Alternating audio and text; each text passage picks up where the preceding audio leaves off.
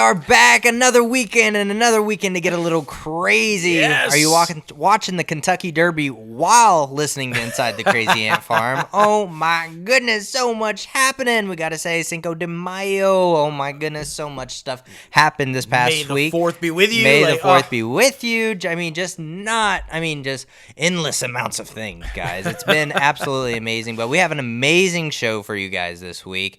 Stay tuned for more guests, not this week, not next week, but man, oh man, the one we're coming back with is, ooh boy, it's a good one. It's from a huge Marvel TV show. Just giving a little tease right now. It might have just ended, aka Moon Knight. But man, oh man, we're super excited about that. She's actually one of our previous guests. So let's see if y'all can play Process of Elimination and find out who that is. I'll give you a clue. She's rather godly. Yeah, exactly. That's going to be a crazy show, but today is also going to be a crazy show. So let's get this thing started.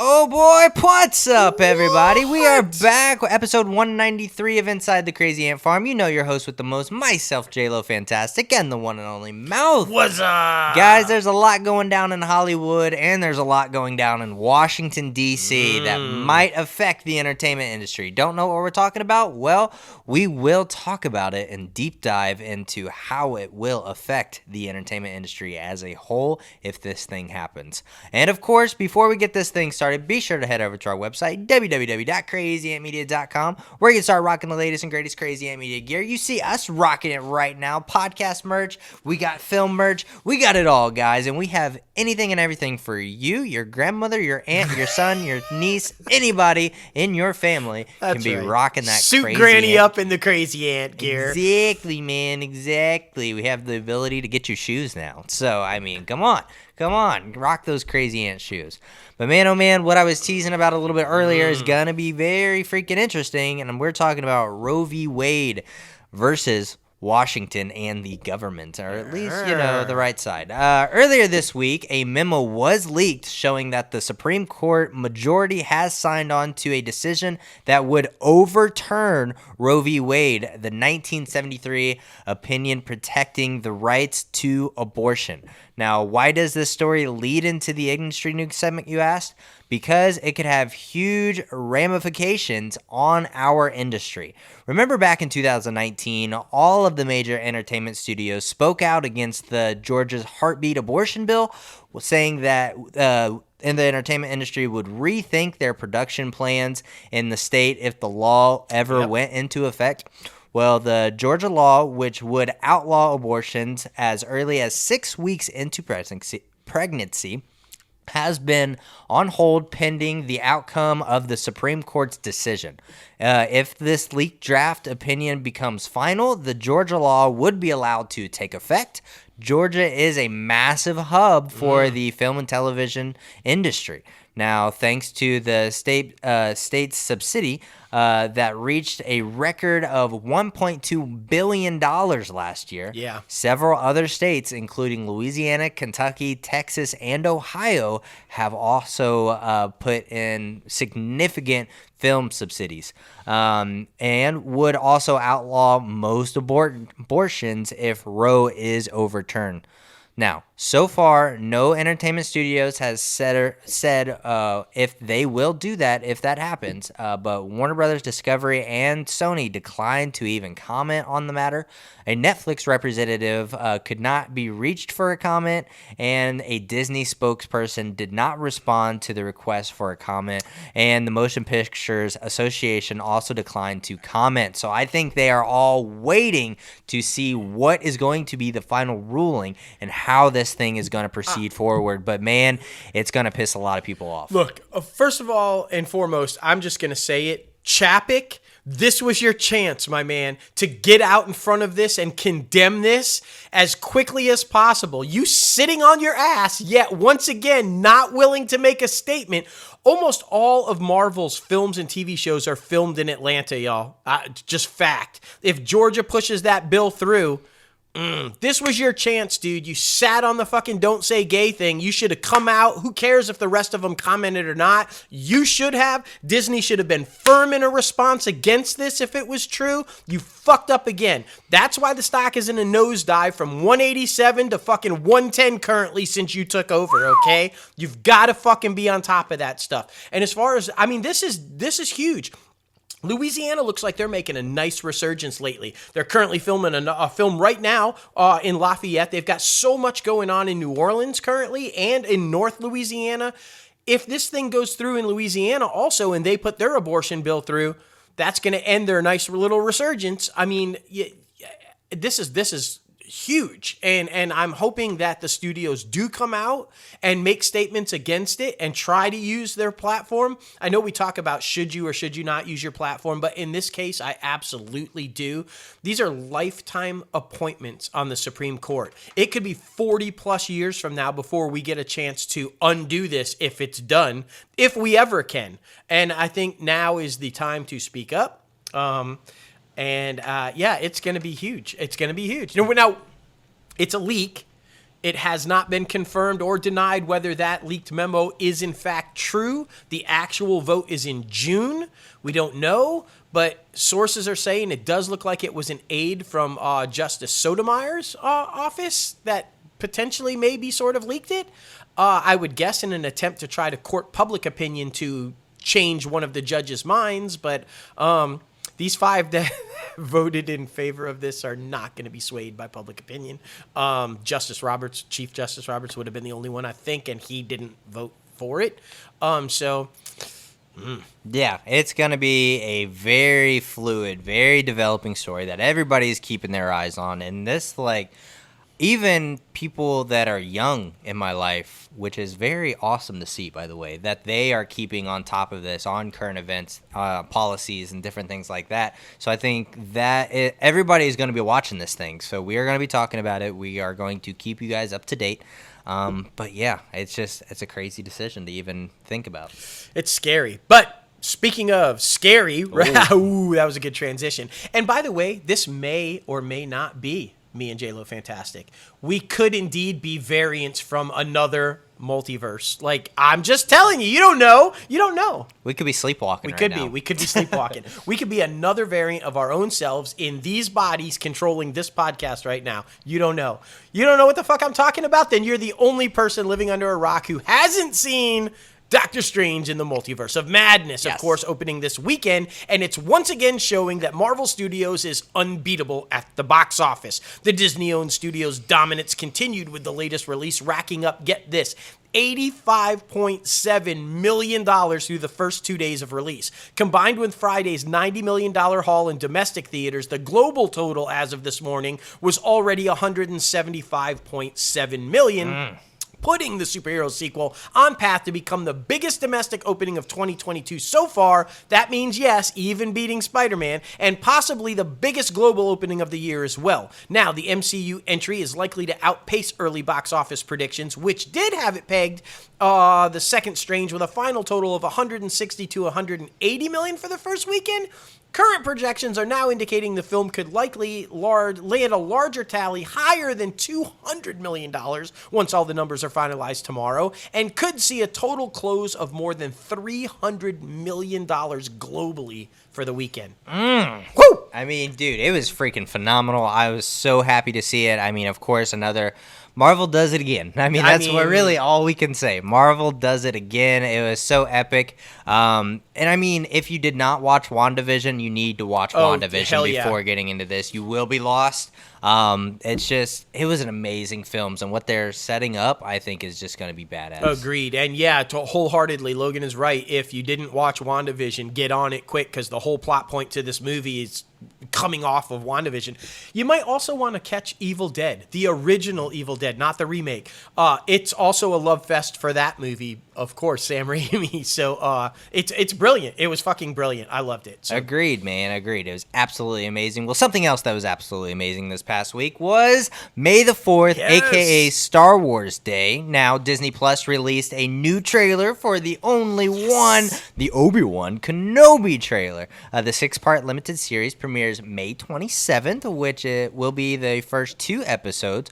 Following the launch, the series will stream weekly on Wednesdays until the finale on Wednesday, June 22nd. The trailer teased the anticipated clash between Obi-Wan and the Lord himself, Darth Vader, providing a glimpse of the iconic Star Wars villain. It was like just teeny tiny seconds. The story in the series begins 10 years after the events of Star Wars Revenge of the Sith, where Obi-Wan Kenobi faced his greatest defeat, the downfall and corruption of his best friend and Padawan, Anakin Skywalker, who turned to the dark side as the evil Sith Lord Darth Vader.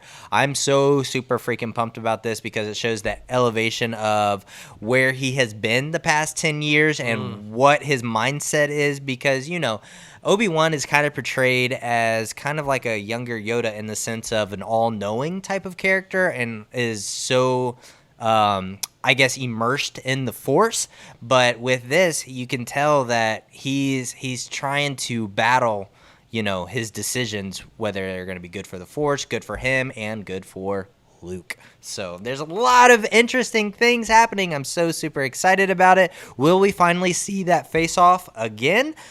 Who knows? We'll see. I always find these shows very interesting too, because obviously we know what happens. Yeah. Right? Because, I mean, A New Hope, obviously, Obi-Wan's an old guy, Luke is fine, everything is good. But so to be the creatives and have to tell that story and weave that story when you already know what happens is got to be like an amazing thing to try to do. Because, like, even if they battle, one of them can't die. Right. So, I mean, it's just like, even if there is a defeat, like, they're not dead, obviously. So it's going to be very interesting. It is. Okay, so now, moving on, we know, right, that the Percy Jackson and the Olympian series that's coming and everything, we had found our Percy, right? So the real question was, what about Grover and Annabeth?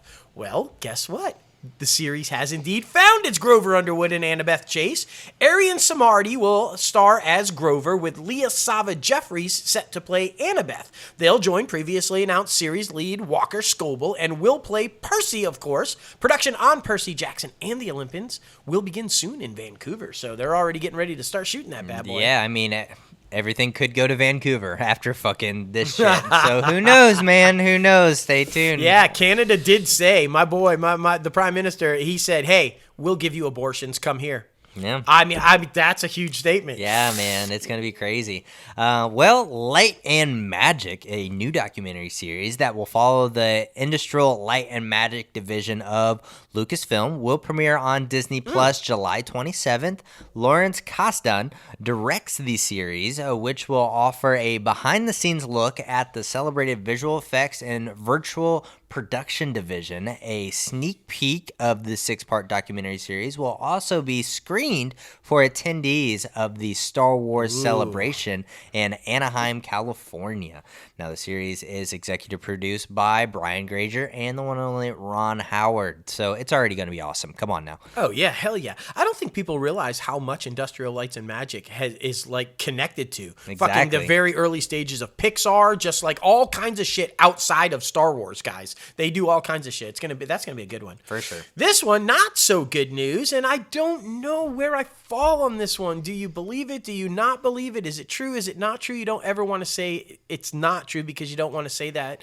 But, I mean, I don't know. I'm talking, of course, about the latest news with Fred Savage. If you haven't heard, he's been terminated as the director and executive producer on ABC's The Wonder Years due to the findings of an investigation about his conduct on set. Now, apparently, multiple employees complained about Savage's behavior while working on the show. The nature of the complaints remains unclear. However, a spokesperson for the Disney-owned 20th Century Television said in a statement, quote, "Recently, we were made aware of allegations of inappropriate conduct by Fred Savage, and his policy and investigation was launched. Upon its completion, the decision was made to terminate his employment as an executive producer and director of The Wonder Years."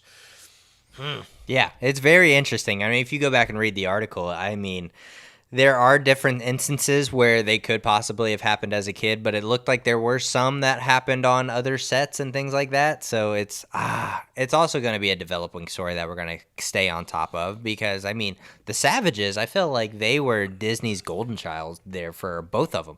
Were there for a while. So, I mean, Ben, talk to your brother, man. Come on. What's going on? Yeah, What's I going mean, on? is it true? And the fact that there's no word on what behavior it was, they're just like, they can't, because normally these stories, they come right out and say what happened. Yeah. It was an inappropriate joke or somebody touched somebody or what. The fact that they're not saying what the behavior was makes it even more shady. I don't know. Yeah, and I mean, it also, like, on the flip side of that, it's shady for me that his brother hasn't come out in defense of him. Yeah. So, I don't know. Gonna have to keep following this one. Exactly. But I love the fucking show. Yeah. I hope it doesn't affect the show because it's a great show. It is. Well, William Fincher has been cast in the ABC's upcoming drama pilot, The Company You Keep. Now, get this. What is Milo doing after This Is Us? Well, he's coming to this thing.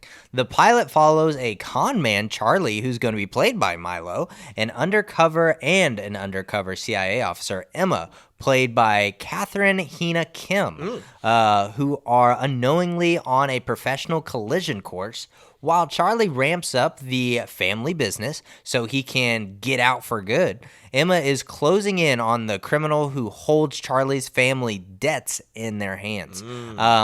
Fincher is set to star as Leo, a steelworker turned con man. Leo, who learned the fine art of misdirecting a long time ago and is a master of the sleight hand and specializes in cards, shell games, and pickpocketing.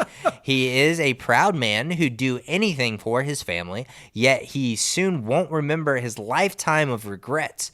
Now, this is in the early stage of Alzheimer's. Leo is determined to pull off one last big score to make sure his family is financially secure before he loses at all of his different mobilities and different talents, I guess you could say. So that's very interesting. That's an interesting show. And I mean, Milo, man, I'm going to be honest about it. Besides This Is Us, he hasn't been doing too hot recently. So yeah, the film career didn't take off the way I think he wanted it to and everything. And I mean, the poor guy, I feel like his problem is he gets so strongly typecast as, right? Like, I mean, obviously coming off of Gilmore Girls, everybody had the hardest time letting go of Jess. Now This Is Us, everybody's having the hardest time letting go of Jack. And, that's hard for an actor who gets on such hugely popular shows to overcome. Hopefully this show will do it. I really hope so, he'll man. be okay. Well, and William Fichtner, I mean, for anybody who doesn't know, that's the boyfriend on Mom.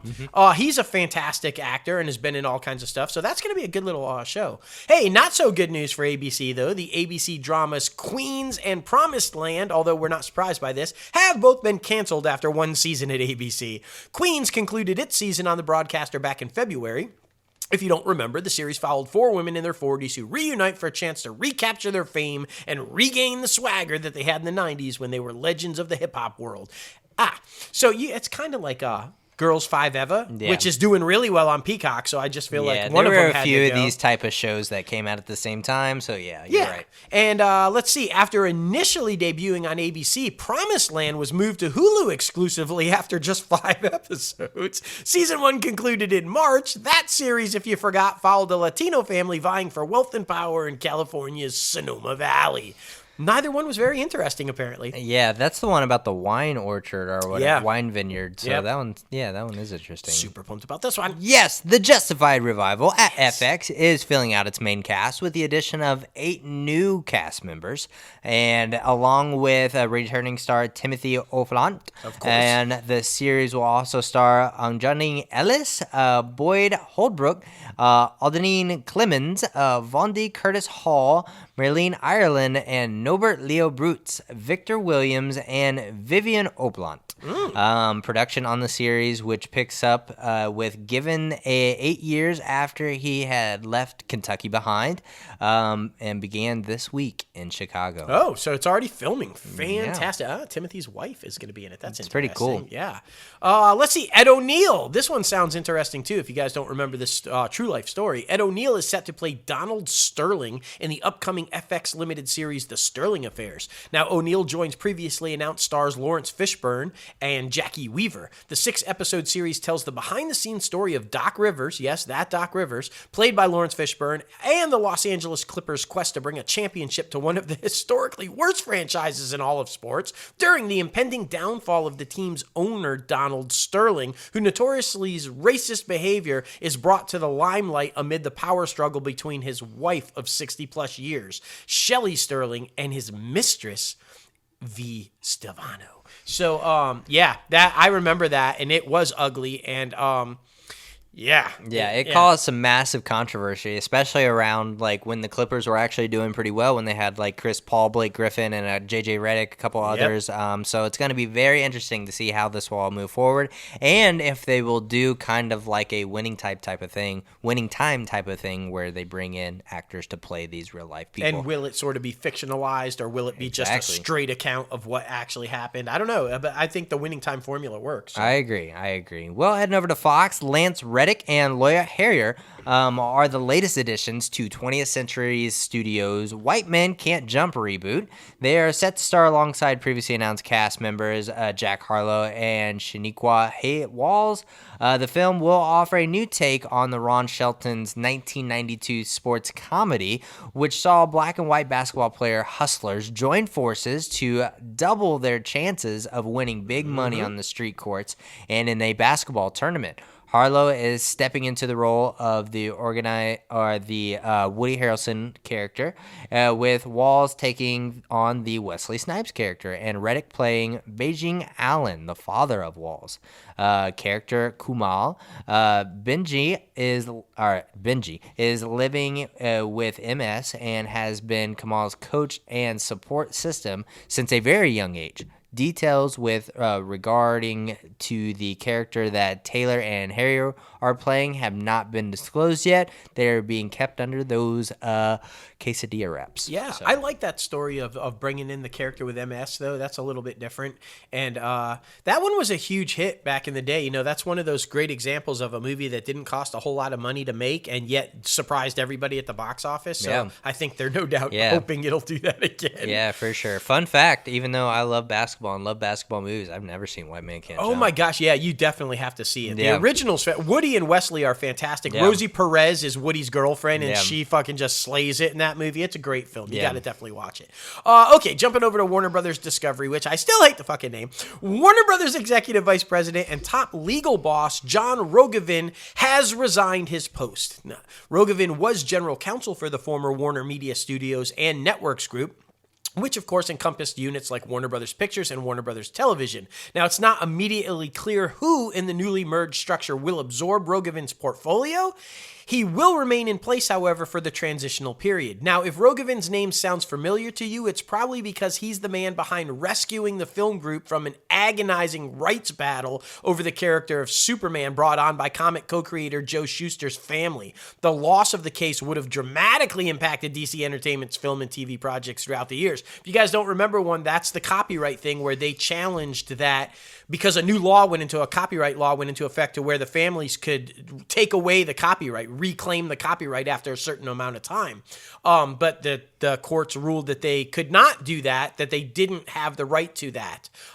So, you know, because that would have been the end of Superman films and television without Schuster's control. Yeah. And that would have been huge. It would have been wild. And guys, after an intense bidding war, Warner Brothers has taken Jason Momoa's project, tentatively titled The Executioner, off the table. The project, which is storyline under wraps, is from the Eternals scribes Kaz and Ryan Fripo, and is being billed as a funny action murder mystery in the spirit of Knives Out meets Lord of the Rings. Okay. No director has been attached as of yet, but you know, Warner Brothers likes to keep the same people involved at their studio. Yeah. So this only makes sense with Aquaman coming in. I mean, Momoa in anything that's described as Knives Out meets Lord of the Rings sounds funny as shit. So, all right, now remember a couple of weeks ago we told you that James Gunn was talking about another spin-off from Suicide Squad, potentially for HBO Max, but we didn't have any details. We didn't know what he was doing. Who's it going to be? What's it going to... Well, now we know, guys. Viola Davis's Amanda Waller is the latest DC Comics character getting the small screen treatment. HBO Max is indeed developing a Peacemaker and Suicide Squad spin-off series featuring the supervillain or anti-hero, however you'd like to see her, with Davis in talks to star in and executive produce. Now, Watchmen writer Crystal Henry will write and executive produce the series along with the man himself, James Gunn. That sounds exciting to me. It's very exciting, man. I mean, just what he's able to do over there with the DC universe, I think is absolutely amazing. I mean, he kind of came out of nowhere, and I think that Warner Brothers should just give James Gunn the DC universe, and I think it would be badass. Does he want to be a suit? That's the question. That's the question. He should be the guy running DC films. He should be. But if he doesn't want to be a suit and he just wants to be a creative, then it wouldn't work. But exactly. I agree with you. I think he's the right guy. For sure. Something I'm really excited about. HBO finally revealed the House of the Dragon teaser trailer and 9 character posters featuring the leads of the Game of Thrones prequel series set 200 years before the events of the original Game of Thrones. The new series premiering August 21st. That's not that far away. No. Tells the story of House Targaryen. HBO spent just under $20 million per episode, not the whole series, per episode to produce this fucking thing. And it's going to be 10 episodes the first season. So, what's the math on that? So, just under $250 million for one season. That's crazy. Ooh, now that's banking on the popularity of I don't know. I really hope it's good. I hope so too, because that's a lot of fucking money. Yeah, seriously. Minx apparently has been renewed for season 2 at HBO Max. Also, the first season of the comedy series began airing back in March and concluded on Moa's birthday, April 14th. HBO Max released 2 episodes of the half-hour show per week. Now, if you don't remember, Minx is set in the 1970s Los Angeles and centers around Joyce, a young feminist who joins forces with a low-rent publisher to create the first erotic magazine for women. Dun-dun! That's very interesting. So there you go. You're getting a second season. Exactly. People like the porn. Right, for sure. A lot of people are wondering about this one going over to Paramount. The Equalizer, we were telling you, it was kind of left in limbo, but it has been renewed for the 3rd and 4th season at CBS. So that's kind of surprising to me. Per CBS, The Equalizer is averaging about 9.5 million viewers per episode. It is the latest CBS scripted series to get a renewal, joining the previously announced shows like Ghost, NCIS, NCIS Hawaii, NCIS Los Angeles, Bloods, The Neighborhood, SWAT, and Young Sheldon, of course. So FBI series is still conspicuously missing from that list. Don't piss off Dick Wolf. He's going to be mad. Paramount Plus dropped a first look image of Sly in Tulsa King as his mob boss character, Dwight Tulsa King. Tulsa King is the latest series from Paramount Golden Boy, Taylor Sheridan, of course. It marks Stallone's first major lead in a television series, having guest starred on a number of classic shows way back in the day, such as Police Story and Kojak back in the 70s, and more recently, of course, on This Is Us, as Justin Hartley, as character's co-star. Yeah. So, I think this is going to be interesting. Playing a gangster. I mean, that's going to be pretty cool. I think it only makes sense. I mean, if you go back and watch the first Rocky, I mean, he was that enforcer character, so it's going to be fun. Yeah, I'm excited to see it. Flatbush before Rocky. A lot of people don't even remember that one with like Henry Winkler and stuff. But yeah, I think he's going to be great. I think so too. But guys, the return of MTV Raps has a premiere date. The reimagined global version of the MTV Hip Hop series will premiere on Paramount Plus on Tuesday, May 24th, 2 days after my birthday. The streamer announced Monday it's going to be produced by MTV Entertainment Studios, obviously. MTV Raps is a comprehensive deep dive into the current state of hip-hop. MTV Raps was created by Peter Duggery and Ted Deming Bikini, and launched back in 1988. Shit, it's that old. Oh, yeah. Originally hosted by the Fab Five Freddy, and later by Dr. Dre and Ed Lover. The series ran until 1995, with a new iteration of the show will be hosted segments and Conceited and from Conceited and DJ Diamond Coots.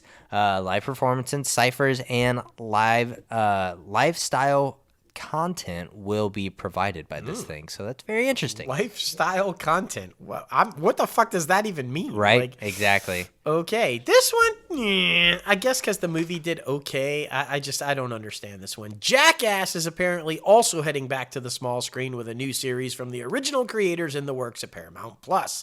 Now, if you guys remember, the original Jackass series was a sensation on MTV that led to a few movies.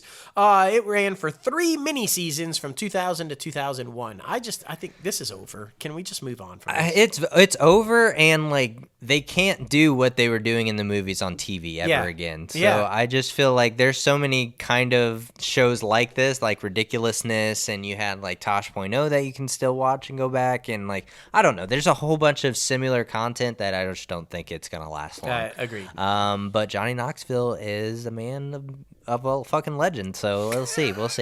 NBC's Universal Louis Leterrier is set to take over the reins of the director's chair of Fast X from Justin Lin. The decision comes less than a week after Lin's surprise departure from the helm of the 10th installment in the main Fast and Furious movie franchise.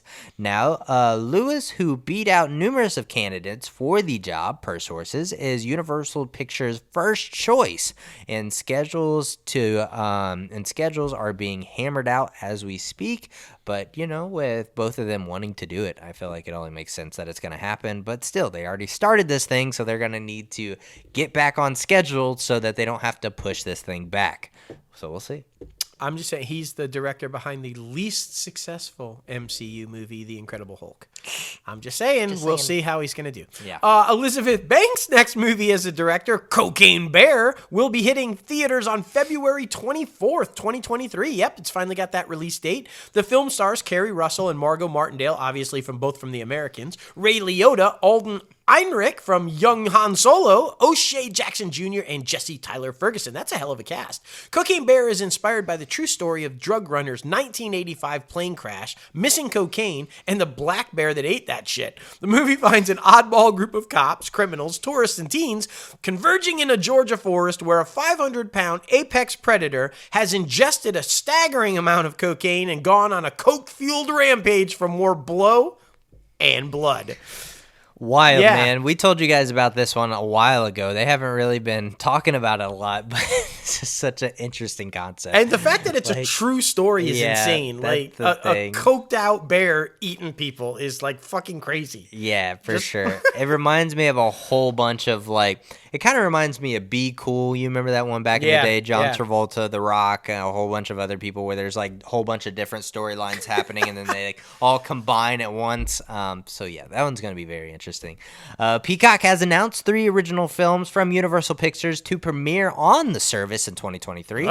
Shooting Stars, that hails from LeBron James, and Maverick Carter's Spring Hill Company. The film follows LeBron's origin story in high school as a basketball player and is currently being filmed in his hometown of Akron. That's awesome. Yeah. Next up is Will Packer's Praise This, now starring Chloe Bailey as the newest member of a community church choir who pushes her members to be in a hipper musical direction, and whose involvement with an reinventing hip-hop star that may be kicking off or jeopardizing her own musical career. So that one's going to be interesting. And finally, John Woo, who will reimagine and direct his 1989 action thriller, The Killer. The film, which stars Chow Yun-fat, Danny Lee, and Sally was used major intro into Hollywood and has strongly influenced many directors in the field, including Quentin Tarantino, Robert Rodriguez, and Johnny Tu. So those are a lot of badasses, so we'll see how this is reimagined, I guess. Yeah, I mean, it's interesting to reimagine your own film. Yeah, exactly. And like you're It's basically... like, let me go back. Yeah, hey, I'm a little bit more experienced now. I can earn a little bit more money now. Let me do this again, Right. the right way. Well, imagine like Steven Spielberg redoing E.T. Like it Or would, Jaws. Yeah. Or Jaws with money now instead of that big mechanical looking. Wild. Wow, that'd be crazy. Yeah. Hey, maybe somebody should do that. Yeah. NBC's Quantum Leap pilot that we've previously told you about has been officially ordered to series. A sequel to the NBC series of the same name, of course, that ran from 1989 to 93. Quantum Leap will center on Dr. Ben Song, a new character played by Raymond Lee, who's described as a world-renowned physicist and a man of faith. 30 years after Dr. Sam Beckett, of course played by Sam Bakula in the original series, stepped into the Quantum Leap accelerator and vanished, a new team has been assembled to restart the project in hopes of understanding the mysteries behind the machine and the man who created it, and maybe finding him. Maybe Scott Bakula will have an appearance on it. Who knows? Who knows, man? Who knows? But are you ready? I'm ready. Are you sure? What? No. Well, it's finally happening, guys. Selena Gomez will make her Saturday Night Live hosting debut on May 14th, along with rapper Post Malone as a musical guest. That's going to be a good show. Oh, yeah. In addition to the live broadcast on NBC, Saturday Night Live will stream on the remainder of the season live on Peacock, of course, 11:30 p.m. Eastern Time, 8:30 p.m. Pacific Time. You can stream every season of Saturday Night Live right now on the Peacock, which is very exciting because you can go back to the classics like with Chevy Chase and John Belushi and all of the amazing people. So, I mean, go back. wonder what's behind the decision to air it live on NBC and on the Peacock at the same time for the rest of the season. I don't know. It's a great thing. I mean, I mean, is that an attempt to try to boost the Peacock subscribers? I don't know. I'm guessing. Hey, this one I'm not sad about at all. It should have never been done in the first place. The Saved by the Bell revival at Peacock has apparently been canceled. The show aired 2 seasons at the streamer, with the most recent one debuting in November of 2021. The first season premiered in November of 2020. Peacock does not release viewership information, so there's no telling how the show was actually performing for the streamer during its run. However, it did receive mostly positive reviews from critics who praised the show's young cast members.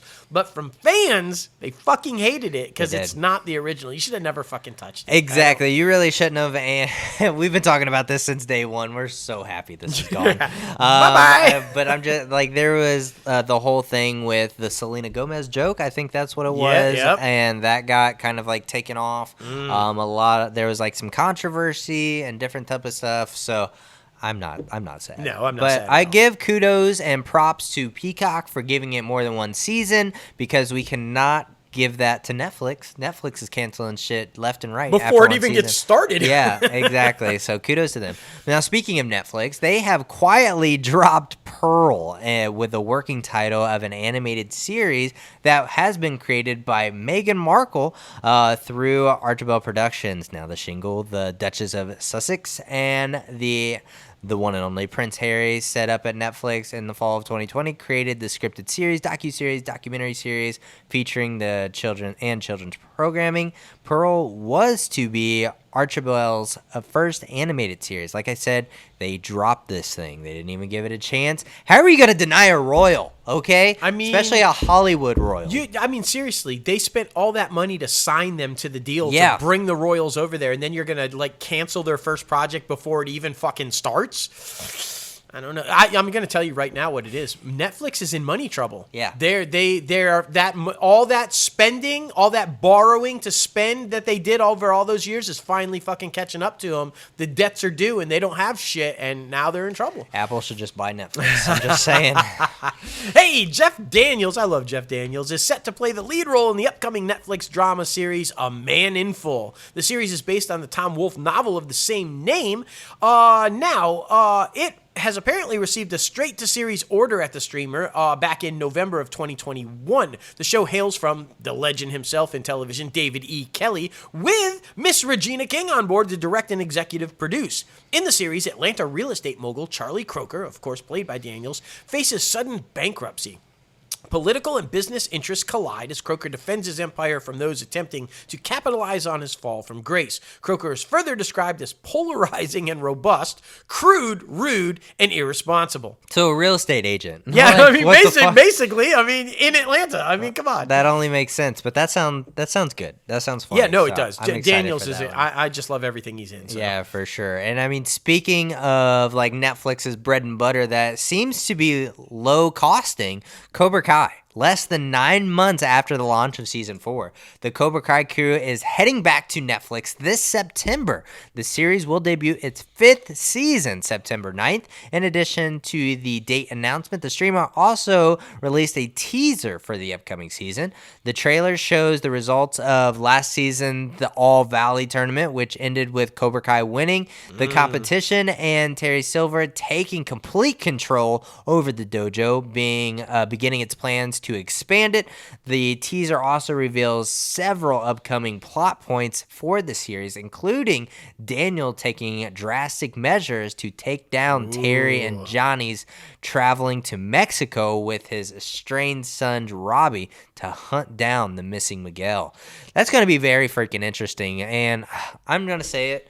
Season, what was it, 4? That it was probably my least favorite so far. Yeah, really? I mean, I don't know. I'm enjoying it, but I do like the fact, though, that they're going to step away from the Valley and go, away from the tournament a little bit with the whole trying to find Miguel and going to Mexico and everything. I think that's a good idea to step away from just the karate tournament. I think so, too. And show some stuff. Hey, if you're a fan of this show, and I hugely am, I just love this show. David Letterman's Emmy-nominated talk show series, My Next Guest Needs No Introduction with David Letterman, is finally set to return on May 20th. The 4th season of the Netflix original series will feature 6 episodes and a new selection of guests.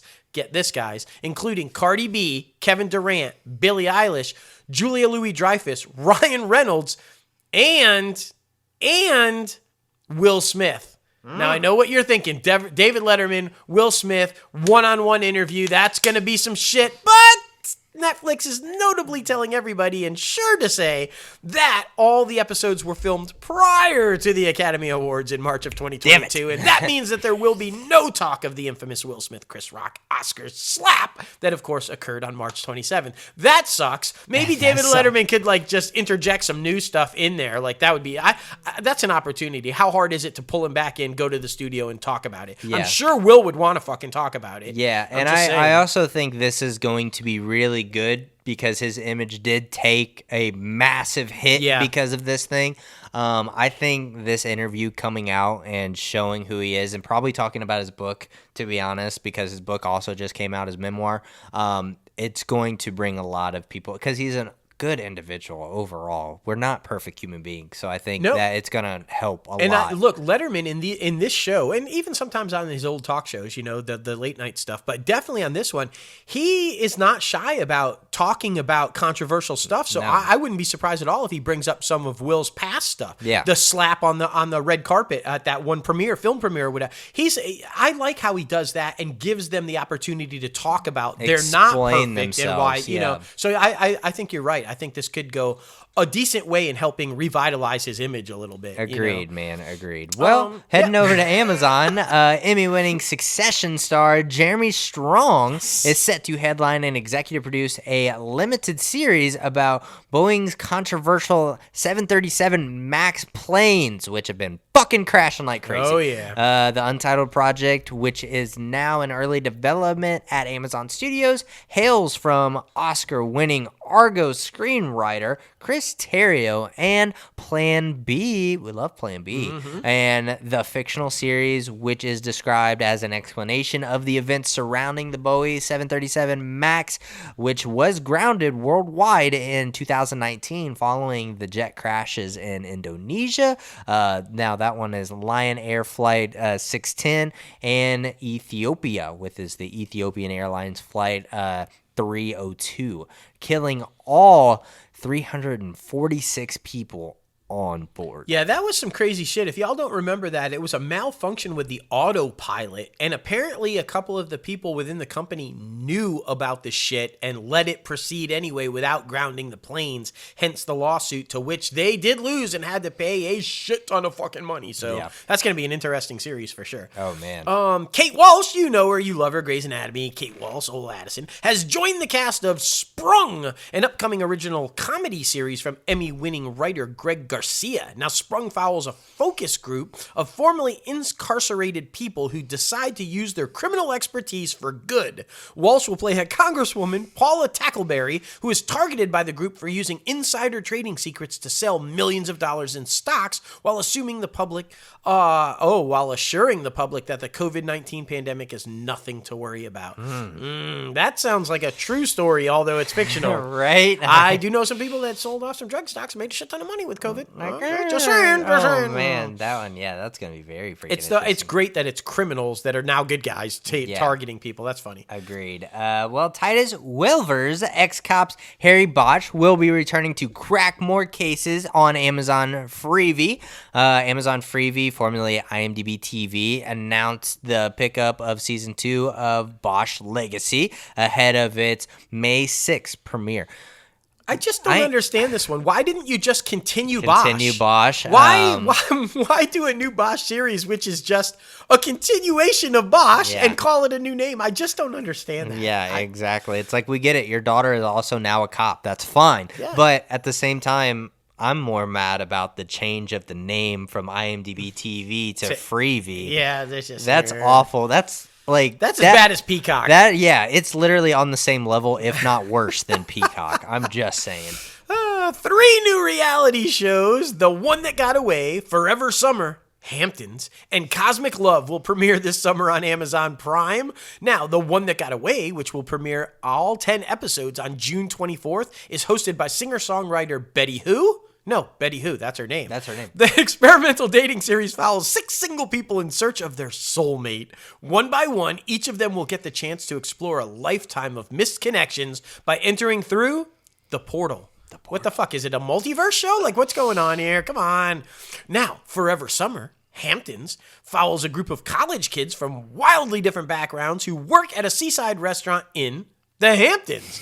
But by night, the group takes on the town and explores love as they chase the perfect summer. All 8 episodes of that one will premiere in July. And finally, Cosmic Love will follow 4 individuals as they attempt to find their perfect spouse through astrological matchmaking. Now, we have recently kind of come into this. And we find it fascinating and interesting.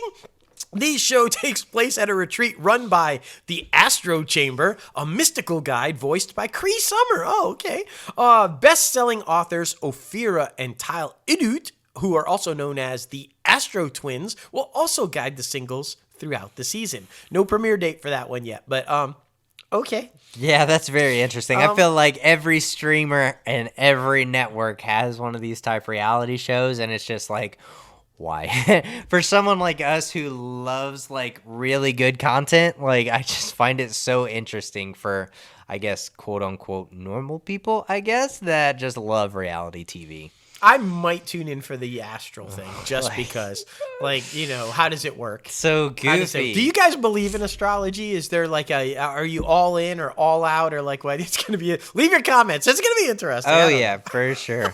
Heading over to Apple. Apple has announced that Will Smith's film Emancipation, which was originally expected to drop on the Fall Festival circuit later this year, is planning to delay the film to sometime of 2023, while Apple has not shared the official release date yet. The source, familiar with the situation, said it is the unspoken truth that the action drama will not hit the platform in 2022. However, the same source also revealed that there have been ongoing internal discussions between Apple executives and the filmmakers on how to release in the fall could move forward, but it seems highly unlikely.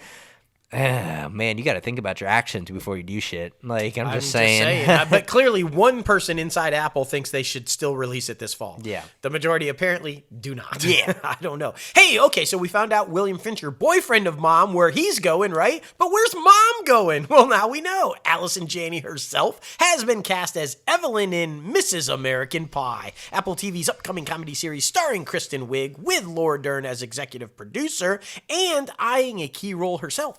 Evelyn is described as a full-time Palm Beach resident and member of a high society that Maxine Simmons, played by Kristen Wiig, attempts to secure her place in. Now, set in the powder keg era of the early 70s, the series will follow Maxine as she navigates the line between the haves and have-nots. The series focuses on questions of who gets a seat at the table and what people will sacrifice in order to get there. Boy, a lot of 70s resurgent shows coming up, right? That's what it freaking seems like, man. It's very interesting. Yeah. Apple is also developing a series version of The Prince of Tides. The series would make a remake. The series would be a remake of the 1991 film of the same name, which was itself an adaptation of the 1986 novel by Pat Conroy. Like the film, the series would follow Tom Wingo as he travels to New York after his sister attempts suicide. While there, he develops a relationship with his sister's therapist. That's kind of weird. Susan Lowenstein also is delving into the painful memories of his childhood. Sources say that the scripts are being kept for the completed are still being completed for the series. There we go. I'm just saying. Apple needs to just make Catcher in the Rye. Just make Catcher in the Rye. Somebody needs to make this movie.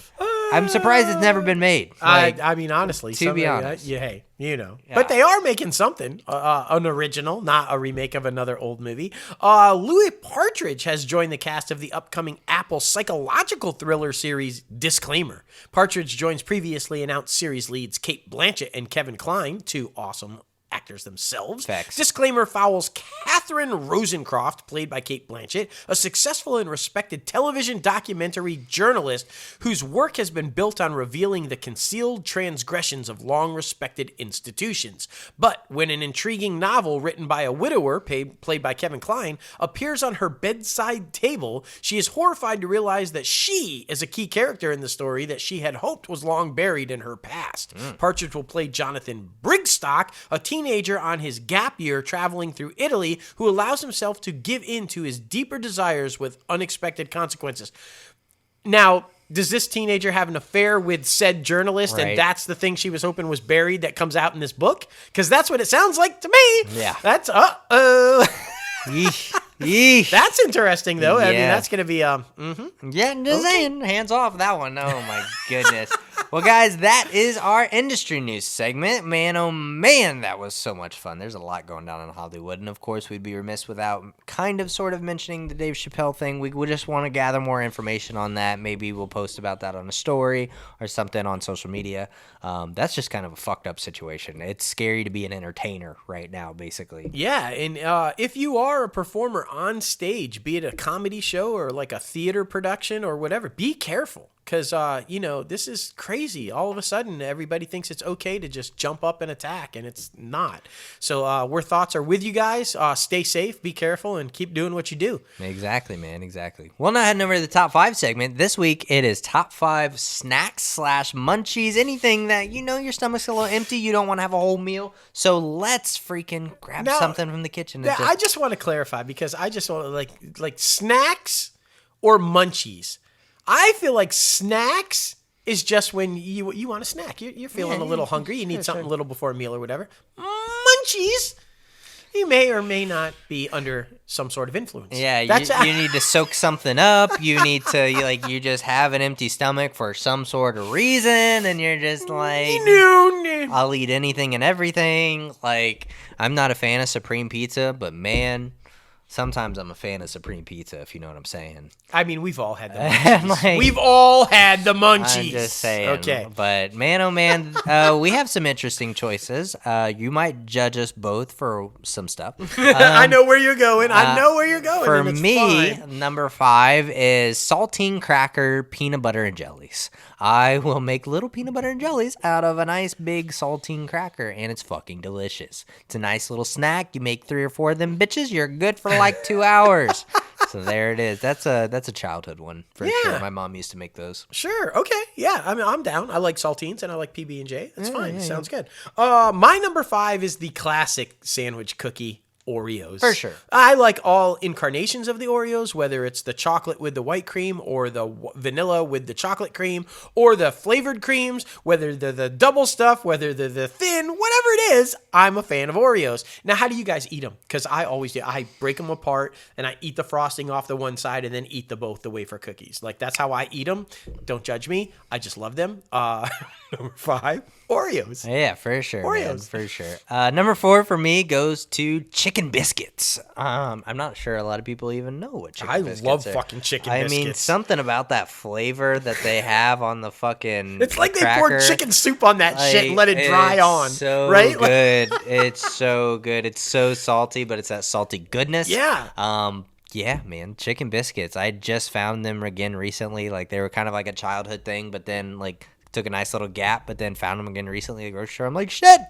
So yeah, there it is. Yeah, there it is. My number 4 has come now with my new eating habits and my diet and getting back in shape and doing all the right things. It's Wheat Thins.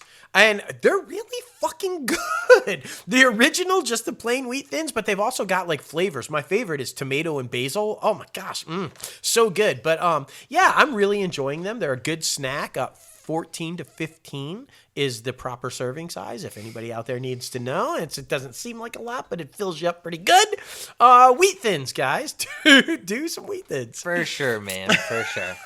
Number 3 goes to chips and salsa. I like having a nice tortilla chip and just dipping it in some salsa. Mild though. I'm northern, okay? I'm a Yankee. I can't do that spicy shit. 7-layer dip. 7-layer dip's fucking delicious too. Oh my god. Or like, that's what. Yeah, you just dump any chips in that shit. A newfound development, spinach dip. I think that is fucking really delicious. good.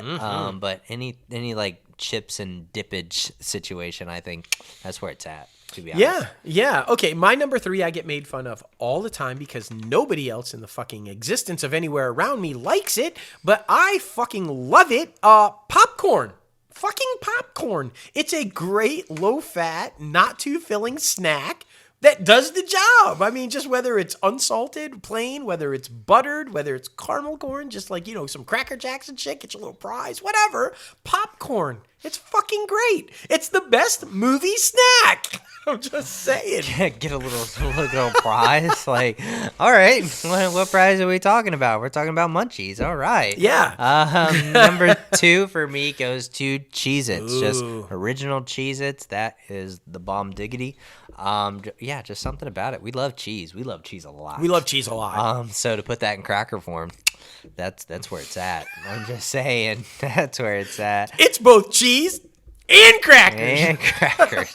That's my shit. Just, eat them plain. That's it. Cheez-Its. All right, now here's the judgment. Here's the one. Here's the judgment. Yeah, now, don't judge me unless you've tried this. And if you haven't tried it, trust me, it is the combination of 2 cheeses, one healthy, one not so healthy, but when put together makes a fucking great munchie. That's how I first discovered it. I'm not even going to lie, but it may have been accidental. I don't know, but it's a fucking delicious snack. I am talking about nacho cheese Doritos. Now you can't do it with Cool Ranch or taco and all that shit. It's got to be nacho cheese Doritos with cottage cheese.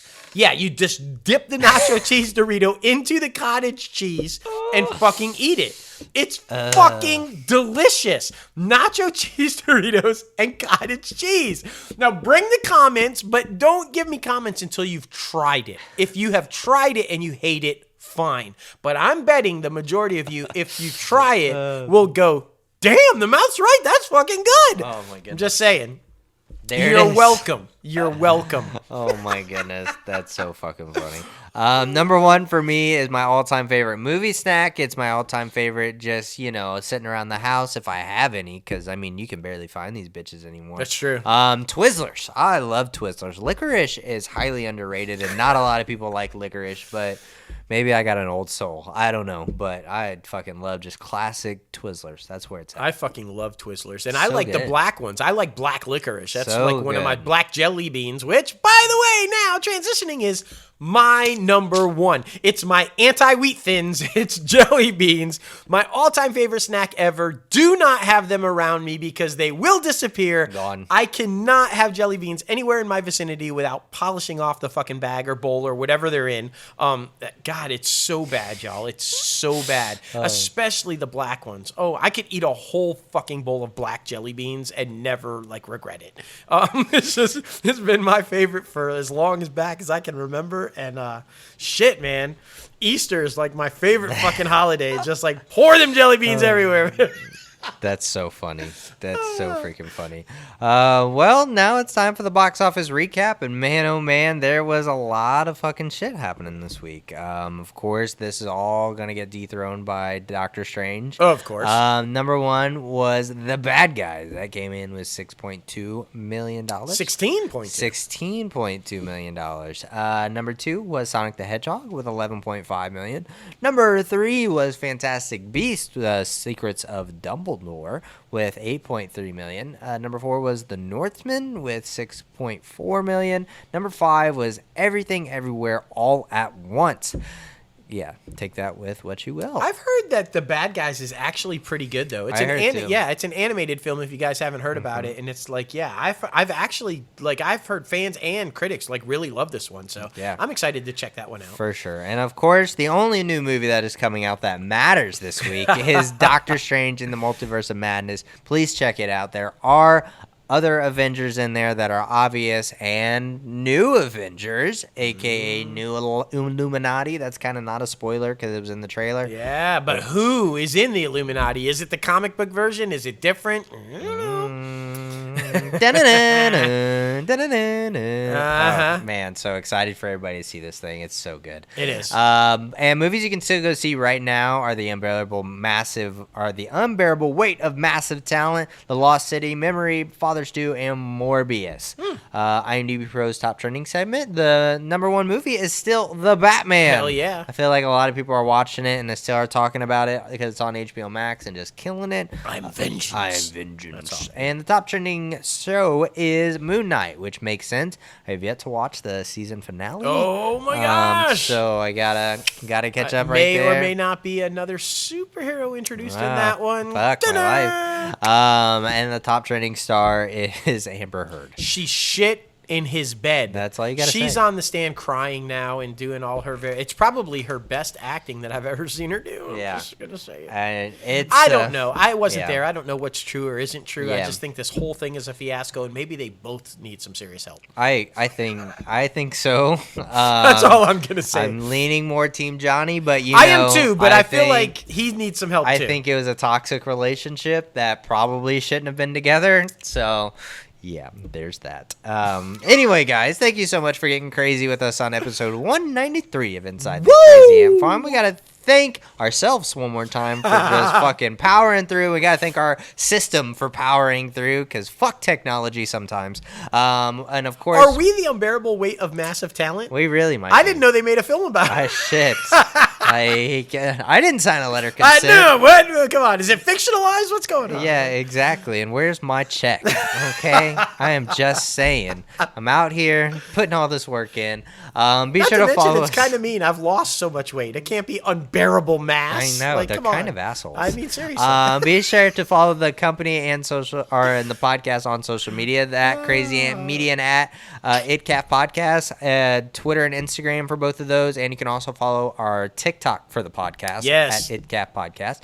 You can also follow us both personally on social media. Myself at JLoFantastic and At Crazy Ant Guy 1970. yes, sir. And you can subscribe to the podcast anywhere you listen to your podcast. Apple Podcasts, Spotify, Google Play Music, iHeartRadio, Podbean, Stitcher, and so much more.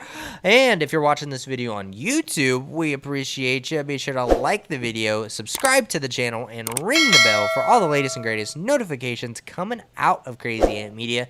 And be sure to visit our website, www.crazyantmedia.com, where you can start rocking the latest and greatest Crazy Ant Media gear. We're looking into some new stuff. Summertime is right around the corner. Maybe we get some freaking swimwear. So yeah, we got a lot going on, man. We're super excited about it. We're super excited for you guys to just experience this stuff. And yeah, man, just every week. I want some Crazy Ant jams. For sure. You remember board shorts? Back in the 80s, we called them jams, but some Crazy Ant board shorts would be badass for the summer. Bright ass, loud Crazy Ant board shorts. I'm not gonna lie to you. I have no idea even what board shorts are. What are board shorts? They're the long. Educate the young people. The long down to your knees, like swim trunks. Okay. Yeah, board shorts. Okay. Surfers used to wear them back in the 80s, Yeah, but yeah, sure, board shorts, but called jams. I gotcha. That I gotcha. usually back in the 80s with like large floral prints with bright ass color. They're perfect for you. Yeah, for You'd be sure. fucking killing the jams. Like I'm just saying. But Oh man, I mean, this show was very entertaining. Of course, teasing a little bit of what happened with Doctor Strange, but honestly, the most surprising thing to me throughout the whole show, the Meghan Markle shit with Netflix, and they didn't want that media backlash for not putting on a fucking royal TV show. So that I feel like is a very dumb decision by Netflix. So that was the most fucked up thing in the show. yeah, I just regardless of how you feel about Meghan Markle or Yeah, the royals whatever. or anything, but Like- I think it's a dumb business decision to spend a shit ton of money to secure somebody and then not do their shit. Yeah. Makes no sense. I mean, what the fuck was that? Like, I mean, you know, and I don't know, man. Just Reed and Ted seem to be firing on the wrong cylinders lately, and Yeah. you know, can they fix it and turn that shit around? I too, of course, obviously, fucking Doctor Strange, y'all. As a huge Evil Dead fan and a Sam Raimi fan, and then of course, obviously, the comic book geek that I am, and Marvel and all, this movie's fucking epic. It's got everything you could possibly love, and then all kinds of new twists and stuff that you don't even think that you would love, but you love. It's just fucking epic.